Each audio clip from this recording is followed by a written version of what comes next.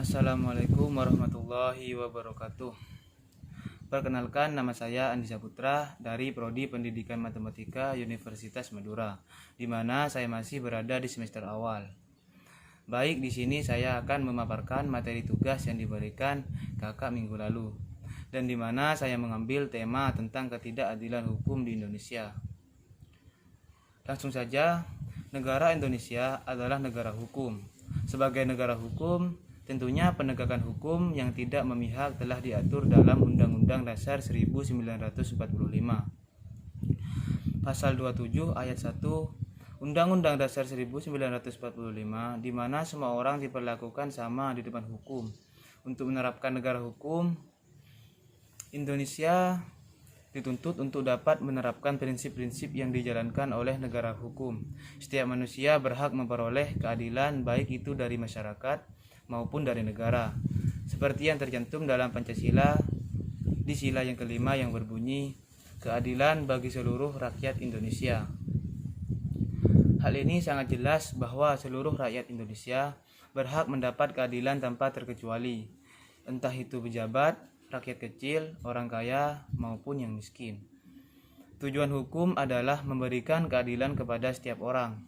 Namun dalam prakteknya hal ini sudah tidak terjadi lagi di Indonesia. Hukum Indonesia dinilai belum mampu memberikan keadilan kepada masyarakat yang tertindas. Justru sebaliknya, hukum menjadi alat bagi pemegang kekuasaan untuk bertindak semena-mena. Saat ini hukum di Indonesia yang menang adalah yang mempunyai kekuasaan, yang mempunyai uang banyak, pasti aman dari gangguan hukum walaupun aturan negara dilanggar. Orang biasa yang ketahuan melakukan tindakan kecil langsung ditangkap dan dijebloskan ke penjara.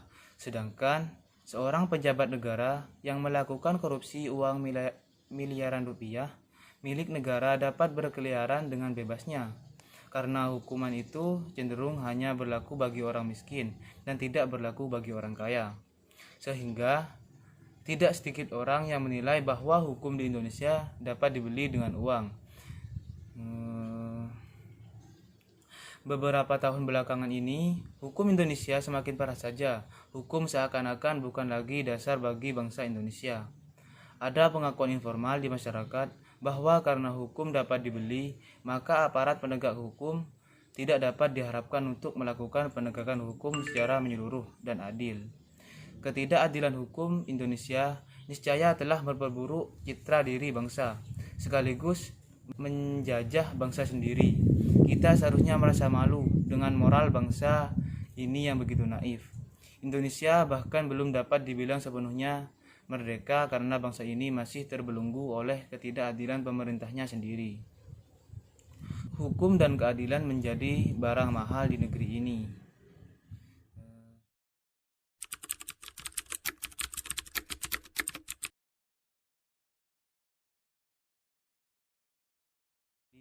Kasus ketidakadilan hukum yang lagi dibicarakan saat ini adalah kisah yang dialami nenek Asyani yang berumur 63 tahun.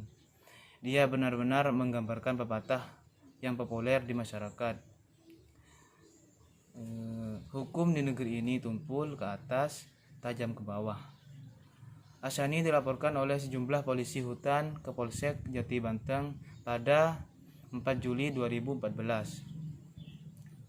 Nenek 4 anak ini kemudian ditahan pada 15 Desember 2014. Asyani diseret ke Pengadilan Negeri Situbondo, Jawa Timur dengan tuduhan mencuri 38 papan kayu jati di lahan perhutani di Desa Jati Banteng. Asyani adalah tukang pijat. Dia didakwa dengan pasal 12 huruf D junto, pasal 83 ayat 1 huruf A Undang-Undang Nomor 18 Tahun 2013 tentang pencegahan dan pemberantasan perusakan hutan dengan ancaman penjara 5 tahun. Selain kasus Nenek Asani, masih ada kasus lainnya. Bandingkan nasib Ibu Mirsani. Beliau dituntut 7 tahun penjara cuma gara-gara mencuri buah randu milik perusahaan. Bandingkan dengan seorang mafia pajak Gayus Tambunan, beliau dihukum 7 tahun penjara namun masih bisa keluar masuk penjara dengan bebas, bahkan sampai bisa berlibur ke Bali. Semakin kentara jika membandingkan penanganan kasus kecelakaan maut anak Menko Perekonomian Hatta Rajasa, Rashid Rajasa, dengan kasus loncatnya mahasiswi Universitas Indonesia yang bernama Anissa Aswar dari angkot yang terjadi pada hari Rabu tanggal 6 Februari 2013. Jika menengok kasus Jamal tentu tak seberat dengan Rashid, putra bungsu Hatta Rajasa itu pada 1 Januari 2013 hilang mengemudikan mobil BMW dengan kecepatan tinggi lalu menabrak mobil Luxio di tol Jagorawi. Rashid sudah menjadi tersangka tapi diistimewakan. Rashid dijerat pasal 283, 287 dan 301 Undang-Undang Lalu Lintas Nomor 22 Tahun 2019 dengan ancaman hukum 6 tahun penjara. Kemudian kasus lainnya adalah penabrakan pejalan kaki di trotoar oleh pengemudi mobil Daihatsu Xenia bernama Afriani Susanti. Setelah diselidiki penyebab penabrakan tersebut, diketahui bahwa sang pengemudi berada dalam pengaruh alkohol dan sabu-sabu. Namun yang menakjubkan ialah ia hanya divonis 6 tahun penjara. Padahal kesalahannya itu berlipat ganda, yaitu membunuh orang, merusak trotoar, mengonsumsi sabu-sabu, dan mengemudi dalam pengaruh alkohol. Dan masih banyak kasus-kasus ketidakadilan hukum yang terjadi di negara kita. Kasus-kasus di atas merupakan contoh kecilnya saja. Itulah fenomena yang terjadi di bangsa ini. Mereka para koruptor yang mencuri uang negara bermiliar-miliar dihukum seringan-ringannya. Bahkan tak jarang terjadi beberapa kasus korupsi.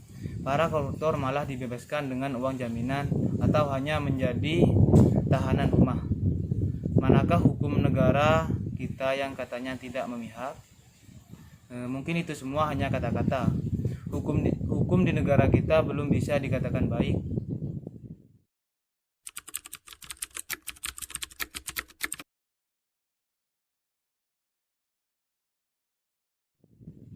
Dari beberapa kasus yang ada, dengan demikian belajar dari fakta sejarah, ketegasan dalam penegak hukum merupakan kunci penting untuk mengatasi berbagai problem.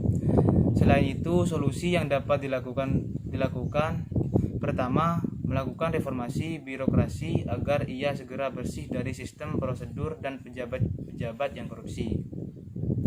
Kedua, secepatnya memutus hubungan dengan persoalan-persoalan KKN yang diwariskan oleh Orde Baru agar kita keluar dari blokade yang mengepung dari berbagai lini. Keputusan hubungan ini bisa dilakukan dengan cara radikan atau amputasi tanpa pandang bulu, dan bisa juga dilakukan dengan cara kompromi atau ampuni dan rekonsiliasi dengan pemakluman yang kemudian ditindaklanjuti dengan tindakan-tindakan tegas. Ketiga, membangun sistem rekrutmen politik yang demokratis dan terbuka melalui pemilu dengan sistem proporsional terbuka. Demikian pembahasan dari saya. Apabila ada kata-kata yang kurang berkenan ataupun menyinggung di pihak manapun, saya mohon maaf sebesar-besarnya. Wassalamualaikum warahmatullahi wabarakatuh.